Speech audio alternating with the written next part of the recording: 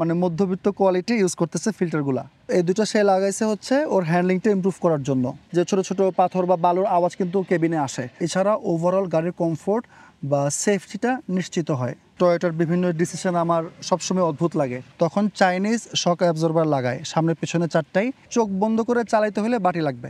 গাড়িটা কক্সবাজার, বান্দরবান, সাজেক, তারপরে কুষ্টিয়া, নোয়াখালী, মানে বিভিন্ন জেলাতে গাড়িটা গেছে।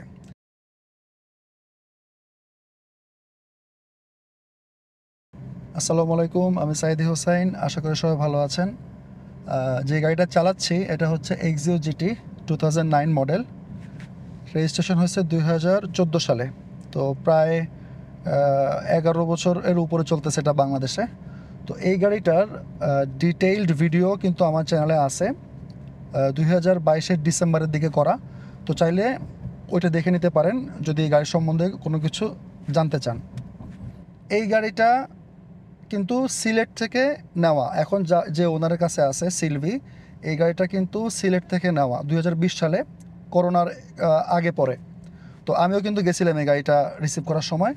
তো তখন থেকে ওর হাতে এই গাড়িটা চলতেছে, এবং 20 সালের আগে 6 বছর কীভাবে চলছে সে ব্যাপারে আমার আইডিয়া নাই।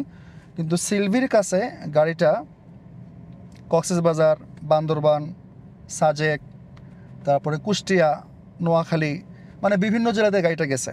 এত চালানোর পরেও গাড়িটা এখনও মানে আমার কাছে চালায় ভালো লাগতেছে। তার মানে কি, সে গাড়িটা মেনটেন করছে। তো ওর সাথে আমি কথা বলছি, প্লাস টুকটাক কিছু জিনিস জানি। তো আজকে এই ভিডিওটার মেন উদ্দেশ্যই হচ্ছে এই গাড়িটা, স্পেসিফিকলি এই গাড়িটা কিভাবে মেনটেন করা হচ্ছে।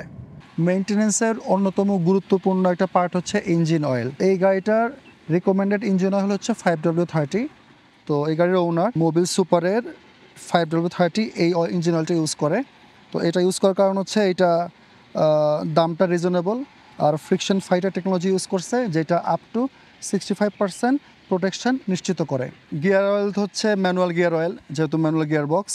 তো ম্যানুয়াল গিয়ার অয়েল কিন্তু সহজে পাল্টানো লাগে না, মানে একবার চেঞ্জ করলে 50,000 60,000 ইজিলি চালানো যায়। আর এটাতে গাড়ির সাথে কিন্তু টিআরডির এয়ার ফিল্টার আসছিল, তো এখন ওটা তো রেগুলার পাওয়া যায় না। তো এখনও নর্মালি এক্সিওতে, মানে এই মডেলের এই শেপের এক্সিওতে যে এয়ার ফিল্টার ইউজ হয় ওটা ইউজ করতেছে। এসি ফিল্টারও সেম। ইঞ্জিন অয়েলটা জেনুইন ইউজ করতেছে, অয়েল ফিল্টার জেনুইন ইউজ করতেছে, কিন্তু এয়ার ফিল্টার আর এসি ফিল্টারের ক্ষেত্রে একদম টপ কোয়ালিটি ইউজ করতেছে না, আবার একদম লো না, একটা মাঝামাঝি মানে মধ্যবিত্ত কোয়ালিটি ইউজ করতেছে ফিল্টারগুলা। এই গাড়িটাতে টিআরডি থেকে, মানে টয়োটা থেকে ফ্যাক্টরি ফিটেড সামনে নিচের দিকে একটা বার, আবার পিছনে একটা বার ফ্যাক্টরি থেকে দিছে। তো ওনার পরবর্তীতে আলট্রা রেসিংয়ের এই ফ্রন্ট স্টার্ট বার, আর পিছনে ট্রাঙ্কের ওইখানে আরেকটা আলট্রা রেসিংয়ের স্টার্ট বার লাগাইছে। তো এই দুটো সে লাগাইছে হচ্ছে ওর হ্যান্ডলিংটা ইমপ্রুভ করার জন্য।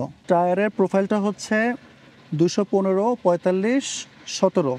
তো ফ্যাক্টরির টায়ার সাইজ এইটাই। খেয়াল করেন এই গাড়িতে টায়ারটা কিন্তু খুব ভালো লাগাইছে। টায়ার যদি ভালো হয়, হ্যান্ডলিং ভালো হবে, ব্রেকিং ভালো হবে, এটা কিন্তু ওনার কম্প্রোমাইজ করে নাই। টায়ারটা হচ্ছে জেস্টিনো, এটা হচ্ছে সেমি স্লিক টায়ার। টায়ারের প্যাটার্নটা খেয়াল করেন, যেটা আমরা নর্মালি যে এরকম টায়ার দেখে অভ্যস্ত, অনেক গ্রুভ থাকে, এটা কিন্তু ওরকম না, অনেকটা ফ্ল্যাট। কিন্তু এই রাবার যে ম্যাটেরিয়ালটা, এটা কিন্তু অনেক স্টিকি। তো অনেক সময় যখন রোডে চালাবেন এই টাইপের টায়ার, তখন দেখবেন যে রাস্তা থেকে যে ছোট ছোট পাথর বা বালুর আওয়াজ কিন্তু কেবিনে আসে। আর একটা জিনিস খেয়াল রাখতে হবে টায়ারের ক্ষেত্রে, টায়ার প্রেশারটা দেখেন এইটাতে 4 চাকায় 2.1 বার ইউজ করতে বলা হয়েছে। তো টায়ার প্রেশার যদি আপনারা মেনটেন করেন রিকমেন্ডেড, তাহলে ফুয়েল এফিসিয়েন্সিটা অনেক ভালো হয়। এছাড়া ওভারঅল গাড়ির কমফোর্ট বা সেফটিটা নিশ্চিত হয়। আপনারা যারা আমার ভিডিও রেগুলার দেখে থাকেন তারা জানবেন টয়োটার বিভিন্ন ডিসিশন আমার সবসময় অদ্ভুত লাগে। একটা এক্সিও জিটি টার্বো গাড়ি, এটাকে ওরা স্পোর্টস কার বলতেছে, কিন্তু ওরা এটাতে রিয়ার ডিস্ক ব্রেক দেয় নাই, ড্রাম ব্রেক দিছে। তো যাই হোক, ওনার এটাতে পরবর্তীতে রিয়ার ডিস্ক ব্রেক ইনস্টল করে নিছে। তো এই গাড়িটাতে সামনে এবং পিছনের ব্রেক প্যাডগুলো অলওয়েজ জেনুইন ইউজ করা হয়, এবং এটা ইজিলি মার্কেটে অ্যাভেলেবেল। আর সাসপেনশনের ক্ষেত্রে ও কিন্তু আমার একটা ফিলোসফি ফলো করছে, সেটা হচ্ছে আমি 100 একটা ভিডিওতে বলতেছিলাম যে সাসপেনশনে চাইলে আপনারা একটু খরচ কমাইতে পারেন।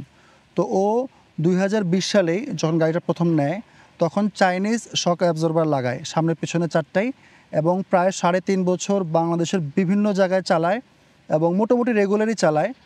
তারপরও তার শকের কোনো সমস্যা হয় নাই এবং 3.5 বছর পরে সে যখন শকটা চেঞ্জ করতে যায় তখন টের পায় যে তখনও শকটা ভালো ছিল, কিন্তু তারপরও যেহেতু অনেকদিন চালাইছে সে চেঞ্জ করে এবং ওই কোম্পানির শক অ্যাবজর্বার আবারও কিনে এবং আবারও ওইটা দিয়ে এখন চালাচ্ছে। একটা জিনিস খেয়াল করেন, বডি কিট আছে, লোয়ারিং স্প্রিং লাগানো, ফ্যাক্টরি হাইটি, এইটা কোনো হাই স্পেসার বা এক্সট্রা বাটি লাগানো হয় নাই। তারপরও ড্রাইভার যেহেতু মনোযোগ দিয়ে চালায়, বাংলাদেশের মোটামুটি বেশিরভাগ হাইওয়েতে কিন্তু সে গেছে, কোনো সমস্যা হচ্ছে না। তো এর মানে দাঁড়াচ্ছে এইটা যে আমরা যেই বাটি লাগাই বা হাই স্পেসার লাগানো ছাড়া আমরা চালাইতে পারি না। নতুন গাড়িগুলো যেমন করলা বলেন, প্রিয়াস বলেন, অনেক কম বলি আমরা গ্রাউন্ড ক্লিয়ারেন্স। হ্যাঁ, আমি এটা অস্বীকার করতেছি না, কিন্তু ওইগুলো বাটি লাগানো ছাড়া চালানো যায় না। কেন জানেন?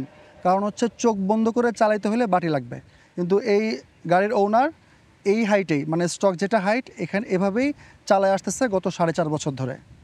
সবশেষে বলতে চাই, গাড়ির যত্ন নিতে হবে, মেনটেন করতে হবে। গাড়িতে টার্বো থাকুক বা না থাকুক, সিভিটি গিয়ারবক্স হোক বা অটোমেটিক গিয়ারবক্স হোক, যত্ন নিলে জিনিসটা ভালো থাকবে। এটার বড় একটা জলজাত প্রমাণ হচ্ছে এই গাড়িটা। 2009 মডেলের গাড়ি, এখন 2025 সাল, এখন এটা আল্লাহর রহমতে খুব ভালো মতো চলতেছে। মানে এটার কন্ডিশনটা এত ভালো যে রাস্তাঘাটে হঠাৎ করে বন্ধ হয়ে যাবে এরকম কোনো সাইন আমি এই গাড়িটার মধ্যে পাই নাই। আজ এ পর্যন্তই। সবাই ভালো থাকবেন, আমার জন্য দোয়া করবেন। আল্লাহ হাফেজ।